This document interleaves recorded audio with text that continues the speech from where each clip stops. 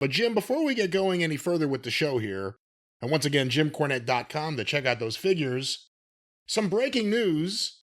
Uh-oh. And this goes towards the continuing saga of, does Colin Thomson owe you money?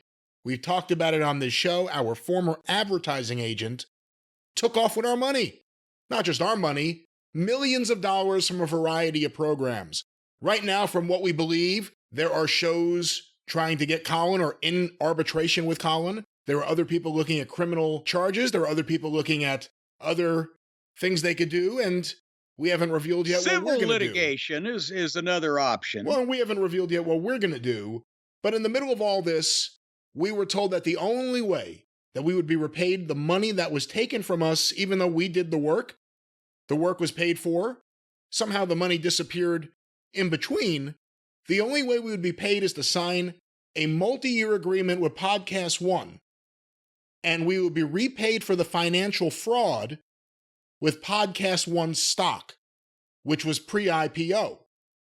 Well, the headline, I have this article here from Inside Radio, the most trusted news in radio, 7 hours ago as we are recording, NASDAQ clears LiveOne to begin trading PodcastOne on its own.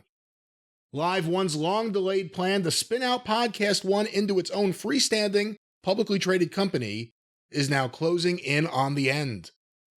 LiveOne says it has received approval to begin trading PodcastOne on the NASDAQ exchange.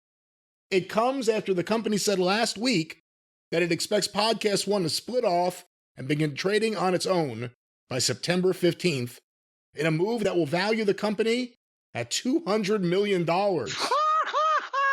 See, that's the problem. You pump a company that's not worth anywhere near that up with this stock so that it is, and then when everything returns to reality, what happens? But let me and again, and this weasel Rob Ellen, that is the CEO of LiveOne / PodcastOne, just a total mook. Is entering it. He's a big mookster. Is entering into this agreement with apparently well-known fraudster Colin Thomson, formerly of Kast Media. And well, now he is of Kast Media. He's the only one. All the other employees have quit and are variously suing him or looking for work. And the reason why that Ellen is holding his nose and suffering the existence of the fraudster that he's dealing with is because the lack of cash, but potential podcast programs that Colin Thomson could bring him pumped up numbers so that he could engage in this IPO and inflate the numbers of the company, the numbers of the podcast, the price potentially of the stock, all to do this. This is basically what we have apparently found out here by everything that we can determine. And again, just recently in an interview, Rob Ellen defended Colin Thomson, said he's a terrific guy. It's not his fault that the money pulled out. What money? The money was paid in. He didn't pay everyone else. Yeah, that money didn't pull out. Our money was shoved in, and he decided to pull it out and put it in a different place before it got to us, along with many other podcasts and many other people producing podcasts. But LiveOne, PodcastOne doesn't care about that as long as they get certain assets of Kast Media that will artificially inflate their numbers, even though there is really no Kast Media now. And all of the programs listed by Kast Media, the only reason they're still even entertaining the thought of doing business with this cretin is see if they can get some of the money that he owes them. Right. And now they're going to still sell stock in a company based on caca. That's right. A company that isn't turning a profit, I believe, based on the financials we've seen. And they got Colin Thomson involved, the guy who is being accused by us and other shows of stealing their money. He's not a creative force. He's a boob, and they're going to have him attached. How long was he in bed with them? He's the subject of a class action lawsuit against him by his own employees already before he told him he was going bankrupt. By the way, a quick aside. I don't know if we've talked about this. Remember we talked early on when we told the story? Steven got in touch with Colin's attorney, his entertainment attorney, And then that guy decided to try to go around Steven and come to me directly. Mm-hmm. Neil Sacker. Do you know what he's known for? What is he known for, Brian? A bunch of ex-employees of Kast got in touch with me, and then one or two other people who I guess either, I want to say someone knew his daughter, and I want to say another person just researched him. This guy, Colin Thomson's entertainment attorney, was the man working for Harvey Weinstein. Oh! This was the guy, whatever Harvey Weinstein had going on for all those years, apparently this guy was working for him. This guy was Harvey Weinstein's attorney. And apparently he brags about it. So that's who's on Team Colin. And we'll talk more about Mr. Sacker in the future. Back to this article here. While a NASDAQ debut date has not been set, LiveOne says the stock ticker PODC has been reserved as the trading symbol for PodcastOne's common stock. Speaking at an PODC? Yes. Piss off, damn creditors. Speaking at an investor conference, speaking of creditors, speaking at an investor conference in May, Ellen said that he expects the share price to be between $8 and $12 at its debut. I wonder what he thinks it'll be at in 6 months. But what anyway. kind of lunatic would pay any amount of money for this fraudulent operation they are perpetrating here? Well, I will continue. It has been 13 months since LiveOne first announced its plans. It was marked by a series of delays, including most recently a request from NASDAQ to receive audit information ahead of PodcastOne's debut on the exchange. During a conference call with analysts in June, CEO Robert Ellen, aka the Mook, called the request, quote, not an unreasonable ask, despite being months into the deal. When the move happens, LiveOne will continue to control PodcastOne, holding about 74% of its shares. In a special dividend, LiveOne shareholders are expected to receive 0.48 shares in PodcastOne, which is an increase from 12% announced earlier to 19%. So wait a minute, because you're the expert. I'm just a mere layman here, just the small town bird investor. But basically, they're trying to create a completely bullshit company with bullshit numbers here and sell stock to other people in it, but keep enough of the stock that they now have stock that's worth a bunch of money, even though they've done absolutely fuck all of nothing. Right. They have 74% of the stock. You know, Vince McMahon and his family had controlling interest, but that was a different level of stock. That was, it was Class A and Class B. Here, there are no real specifics other than 74% of the shares would be owned by LiveOne, excuse me. Continue on with this. By going public, Ellen said last week it will allow PodcastOne to grow by offering potential acquisition targets a combination of cash and stock. He revealed the company has 10 acquisitions in the works, which range in size from $40 million down to $5 million as they look to consolidate podcast networks and individual shows that may be too small to attract the attention of larger industry players. Here's a quote. "It's an exciting time for us to be able to roll up the small shows because there really is no home for them anymore." Oh, they've rolled up some small shows, all right, even some big ones. "I think we're the only game in town." And here's the final paragraph. LiveOne has already struck a pair of deals in recent months to bulk up its podcast business. It has signed a letter of intent to buy some shows that have been part of the podcast network Kast Media in an all-stock deal. All stock. No price tag has been announced, but LiveOne says if the deal goes through, it will boost revenue at PodcastOne by up to $10 million a year. Ellen has said, how is it going to boost their revenue by to $10 million a year when they're bankrupt and he can't pay the people the money he owes them right now? Because the revenue streams are there. Rob Ellen and LiveOne's position is we don't give a fuck. We want Colin to work with us, so we care about him in that way, but we don't care what malfeasance, we don't care what he's done to any of you. We want you guys to come to us because you have no other place to go. And the revenue streams are still working. The advertisers paid. Rob Ellen's hoping that instead of Colin holding the money, he'll be able to hold the money. But it's not the holding of the money, it's the delivering of the money that is the most important thing. Hey, my old friend Rob, fuck you, by the way. Rob, and fuck you, Colin, by the way, just from JC over here, because there is another way, there is another path, and we have taken it. And we don't have to deal with you fucking crooks anymore, or at all. And we're just as good as we've ever been, and as successful, and as well listened to. And other people can do the same thing. So I'm just, before Brian finishes this article here, I'm just suggesting that everybody that's associated with PodcastOne or LiveOne in the podcast business, tell them, fuck you. It can be done, and successfully, on your own, because we're doing it. That's right. There are other solutions. And the fact that this guy, again, the strong arm tactic, if you want any of the money that was stolen via financial fraud, you better sign this deal. And then you have to accept our stock. It may be worth $8 to $12 at launch. It may be worth 90 cents in 2 years. And by the way, it could go the other way. It could be worth millions of dollars in a couple of years. We don't want it. If the stock was that good, give me all my cash. And if I like it enough, I'll buy it on my own. I don't want you to give me your garbage stock. I want the option to say, no, I'm not buying that garbage stock. So all of this is happening.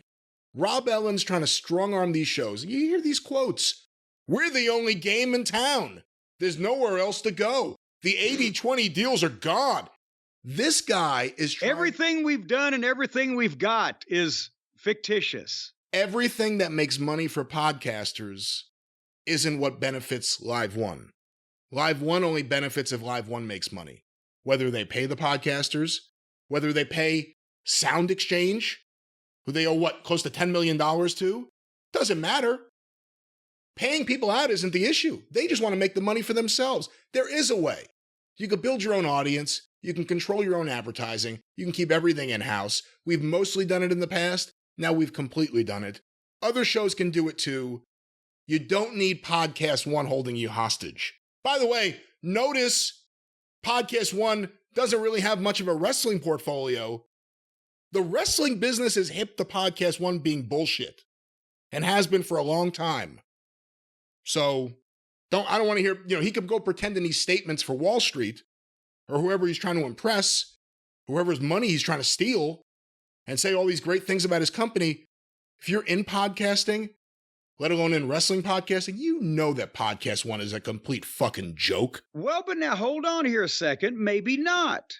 Maybe, because you said the wrestling business kind of has figured it out, but there's a lot of people in the world, and I would think because everybody in the world has a podcast, folks, if you're out there in the cult of Cornette, if you're in our audience, you know what's going on because we're telling you. But do you know people that do podcasts about raising ducks or podcasts about cooking fucking fritters or whatever? Any podcast about any subject, if you know somebody that does that, ask them if they know what's going on with PodcastOne, LiveOne, Kast Media, these deals, whether they might be involved or just may have a way to not be involved in the future with this because they've been warned. I think that might be worth calling somebody.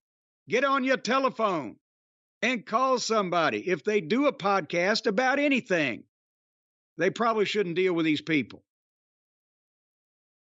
Well, that's the update. Again, as we are recording today. And here's one more thing that I'll say while I'm fired up. The same thing I said a couple days ago on the last show we did. It seems awful funny that we are talking to an audience of this size. Brian, you look at the charts. I don't even have time. I got a sick puppy. Are we still the #1 wrestling podcast most times, most weeks? Oh, no, we are always the #1 and usually the #2 wrestling podcast every single week for years now. We have been the most listened to show. We have higher numbers than anyone else in existence, let alone currently. I mean, it's not even close. There are other networks of shows that like to pretend they're big. The two shows we do will do better numbers every week than all of their shows on their network combined. I mean, it's not even close. Put your tongue back in your mouth now. Just ask a simple question. I'm saying we got a platform here. And that doesn't count YouTube.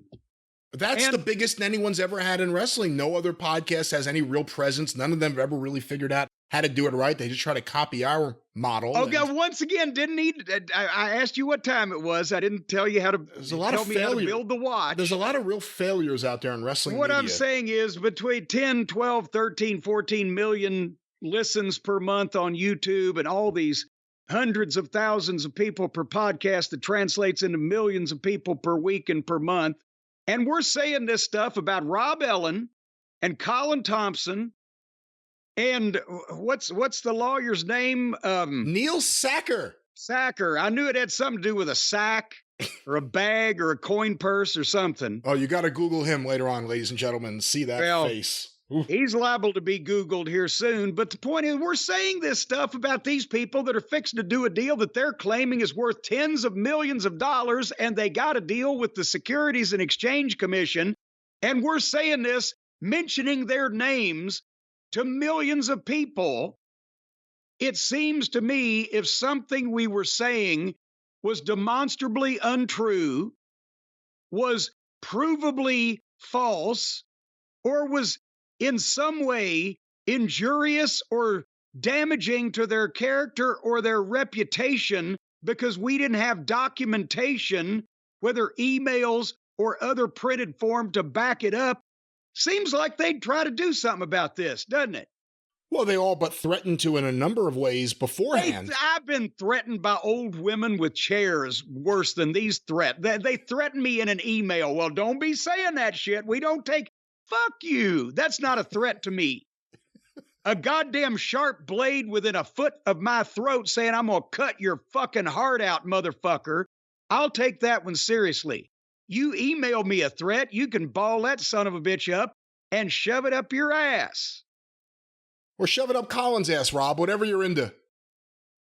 Whichever one wants to put the other thing up the other person's ass is no concern of mine. As long as all their bullshit ends up shoved back up their own asses. So that's the point. Shut me up by telling me that I'm telling lies, motherfuckers. Because elsewise, we're going to be in the Wall Street Journal over this thing before it's over with your fucking Securities and Exchange. You wish you were in the Southeastern Conference by the time Brian Last gets finished with you, I'll tell you that. Well, with that, all we could say is the investigation continues. We're looking into all the details about the relationship between Colin Thomson and Kast Media and Rob Ellen and LiveOne, now PodcastOne. We're looking into Colin Thomson's personal and business relationships. Where did this money go? How far back did the scam start? Someone sent me the other day. Do I even have it up here anymore? Yeah, I do. One of the listeners found this on Colin Thomson's Twitter. Do you know how to tell? I'm asking people what their secrets and tells are for good lying. And apparently it was a show he did, How to Lie, with Colin Thomson. What the fuck? My God! So we're going to find out a whole lot more. We're hearing a lot of things about his relationship with his church, and boy, we've started a deep dive on his family, specifically that father of his and that wife of his. There's going to be a whole lot more to come for this. You can't just steal people's money and think you're just going to bounce away to the next fucking thing. You know, his life is a perverted situation comedy. That wife and that father and, boy, that wacky cousin, we're talking to everybody. When you're living a lie in a variety of ways, it's going to come back and get you. I don't care if you have Rob Ellen protecting you and trying to help you. We're never going to let this go. Everyone's going to know about you. Everyone's going to know what you did, and we will get our money back one way or another. In entertainment value, if nothing else. That's right. And besides that, we might be influencing some influencers over there. Colin. Well, we'll see what happens. More to come on all of this. Again, if you have a problem with it, this segment, if you're hearing it, has been legally cleared. But if you have a problem, call Stephen P. New, 888-692-8084. Do you hear that, Neil? Call Stephen P. New. Don't email me. Go right to my lawyer. Well, now, wait a minute. Hold on now. Do you think this is even? Do you think this is a fair fight? Because we've got an attorney over here named, what's his name, Sackjob? Sacker. Sacker. Old Sacker is over here. He's most noted, apparently, for being the personal attorney, possibly I don't know about personal attorney. It may have been for business attorney. Miramax. Yeah. He's an attorney for Harvey Wienerstein.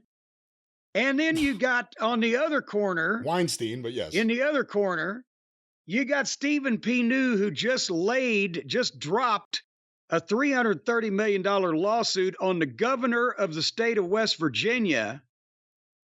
I don't know if that's fair. I think Sacker better wait until a few more fucking lawyers shows up on his side to make this thing even. Yeah, see, that's the thing. We have a real attorney. This Sacker guy's an entertainment attorney. Our attorney goes after the Sacklers. Our attorney goes after the governor of West Virginia. The Sacklers, not the Sackers. That's right. But we'll have more about this in the future. By the way, did I ever tell you that when Dixie Carter had her attorney write me a very sternly worded letter about comments that I'd made about old Vince Russo one time, I looked him up and found out it was an entertainment attorney. Oh. An entertainment attorney was writing telling me that they would be notifying the federal government if anything happened to fucking shit stain. I'm like, yeah, damn, so you can make a movie about it? That's your area of expertise. You know, it's not I believe I could defend myself in a criminal trial against an entertainment attorney. It's not to say there aren't good entertainment attorneys out there. There are a few. But so much of it's just about leveraging your relationships. I saw Grubman and Dursky fucking rise because they represented the label, they represented the artist, they represented the executives. They were tied into every single way. They were able to make stuff happen, not necessarily known for what they did in court. These guys can read a contract, entertainment attorneys. Maybe they can negotiate. Maybe if they have some connections, they can make stuff happen. But they don't know anything about what happens in a courtroom. I thought Grubman and Dursky were a heck of a couple of guys until they got whipped in that case by Rosencrantz and Gilderstein. Grubman and Dursky used to rule 57th Street, but that was a long time ago.